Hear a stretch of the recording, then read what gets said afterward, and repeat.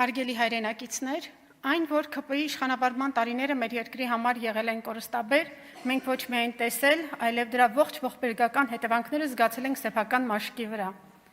Տարիներ շարունակ հետևողականորեն ոտնահարվում են ազգային արժեքները, ոչնչացվում են կայացած ինստիտուտները, թիրախավորվում են կառույցներ, որոնք ազգային պետության և ինքնիշխանության հիմքն են։ Բավական է միայն նշել արշավը եկեղեցու և սահմանադրության դեմ, Գիտությունների ազգային ակադեմիայի կարգավիճակի փոփոխությունը, անկախության հռչակագրից հրաժարվելու միտումը։ Օրվա իշխանությունը չի բավարարվում իր ապազգային գործունեության թիրախում ընդգրկելով գործող կառույցները, այլև ձեռնամուխ է եղել գաղափարների և խորհրդանիշների դեմ ակտիվ պայքարի, սպառնալիք ստեղծելով մեր ինքնաճանաչման համար։ Ապազգայնացման ծրագիրն արդեն բացահայտ և անթաքույց ցինիզմով մուտք է գործել նաև հանրակրթության ոլորտ։ Նոր ուսումնական տարում հասարակության արդարացի զայրույթը բորբոքեց հանրակրթության ոլորտում իրականացվող հայրենադավությունը։ Դասագրքերից դուրս են մնացել մեր ինքնության պահպանման ճանապարհին անկյունաքարային դերակատարում ունեցող անհատներն ու իրադարձությունները։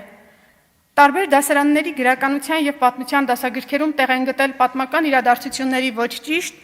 կամ ներկա իշխանություններին հաճո մեկնաբանություններ։ Գաղտնիք չէ, որ կրթական համակարգում առկա խնդիրները շատ են, վարքագծայինից մինչև բովանդակային։ Իսկ համապատասխան գերատեսչության ղեկավարը հարցերին լուծում տալու փոխարեն տեսաուղերձներով հերթական թատրոնն է բեմադրում,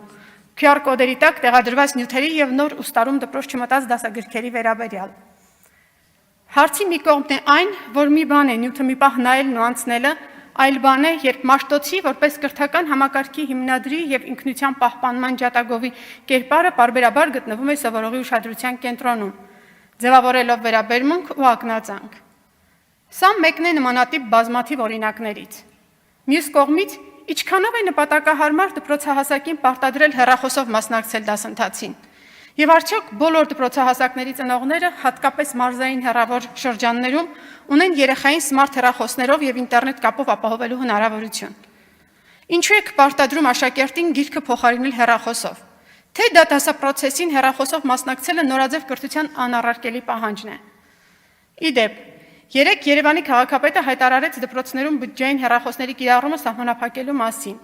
ինչին որպես երկարամյա ուսուցիչ և դասախոս բնավ դեմ չեմ։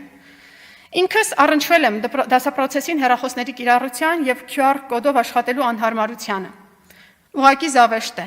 անբովանդակ թվային դասագրքեր և դրանք կիրառելու գործիքակազմի բացակայություն։ Սիրելի հայրենակիցներ,